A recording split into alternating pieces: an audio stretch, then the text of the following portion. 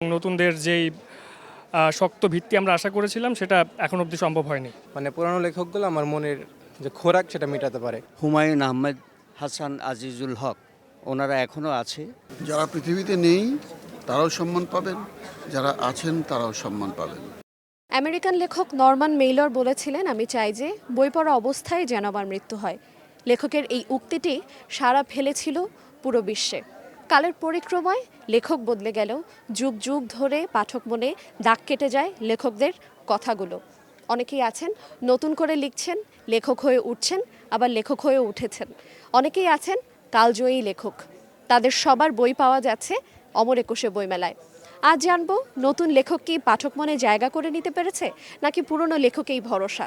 সঙ্গে থাকবো আইরিন আয়াত।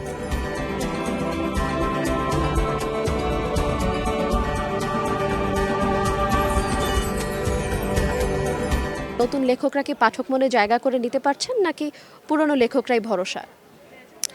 আমার কাছে মনে হয় যে নতুন লেখকদের আরেকটু পুরনো লেখকদের একটু অনুসরণ করা উচিত, কারণ তারা তাদের লেখাগুলো পড়লে দেখবেন একটু ভালো লাগে। দুইটা টেস্ট তো আসলে আলাদা। একটা এখন নতুন যারা লিখছে তারা এই জেনারেশনের যেই ভাষা, এই জেনারেশনের যে রুচি, সেটা এই নতুন কন্টেন্টগুলোতে আমরা দেখছি।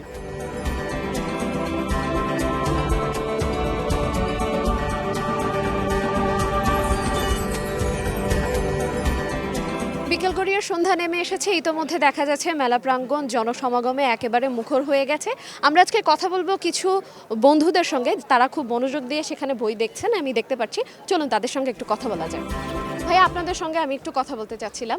নতুন লেখক কি জায়গা করে নিয়েছেন পাঠক মনে, নাকি পুরনো লেখকই ভরসা? আমার কাছে পুরনো পাঠকই আমার কাছে বেশি ভালো লাগে, কারণ আমি উপন্যাস বেশি পড়ি আর কি। উপন্যাসে দেখতে পাই আসলে আমার মানে পুরানো লেখকগুলো আমার মনের যে খোরাক সেটা মেটাতে পারে।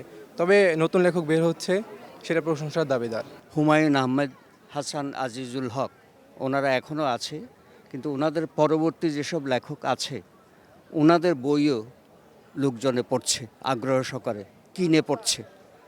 তো এটা আমার কাছে এটা বেশ আশাপ্রদ মনে হচ্ছে আর কি। আমার মনে হয় যে বাংলা সাহিত্যের যে পুরাতন লেখকগুলো ছিল এখন অবধি তারাই প্রতিষ্ঠিত, হ্যাঁ, এবং নতুনদের যেই শক্ত ভিত্তি আমরা আশা করেছিলাম সেটা এখন অবধি সম্ভব হয়নি।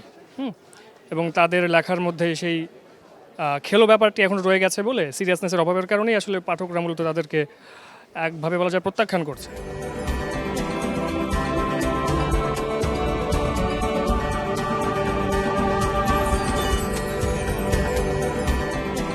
আজ বইমেলায় হাঁটতে হাঁটতে বিশেষ এক চরিত্রকে আমরা আমাদের সঙ্গে পেয়েছি, এটা আমাদের খুবই সৌভাগ্যের একটি বিষয়। আমাদের সঙ্গে এই মুহূর্তে আছেন ডক্টর এজাজ। আমরা স্যারের সঙ্গে একটু কথা বলতে চাই। স্যার, কেমন আছেন? ভালো আছি, আলহামদুলিল্লাহ। স্যার, আপনার বইমেলা এবার কেমন লাগছে? প্রতিবারই ভালো লাগে, এবারও ভালো লাগছে। আমার মনে হয় কখনোই খারাপ লাগবে না। স্যার, আপনার কাছে আমি একটি প্রশ্ন রাখতে চাই।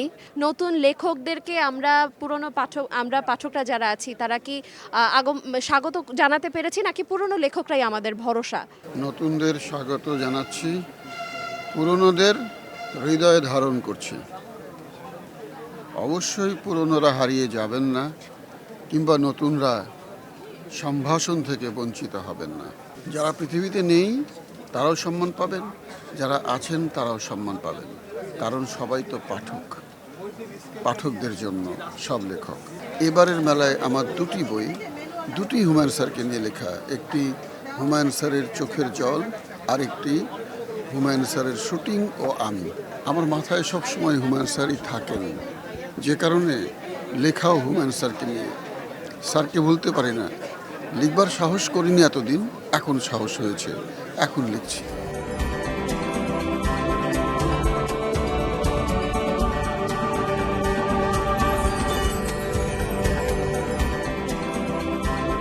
পাঠক এবং বইপ্রেমীদের সঙ্গে কথা বলে জানা গেল সেটা হচ্ছে তারা লেখকদেরকে স্বাগত জানাচ্ছেন যারা নতুন আছেন, কিন্তু পুরাতনরা তাদের মনে সেই আগের একটা ভালোবাসার জায়গা জুড়ে রয়ে গেছেন। দর্শক, বেশি বেশি বই পড়ুন এবং আপনার সংগ্রহশালাকে সমৃদ্ধ করুন সুন্দর কিছু বই দিয়ে।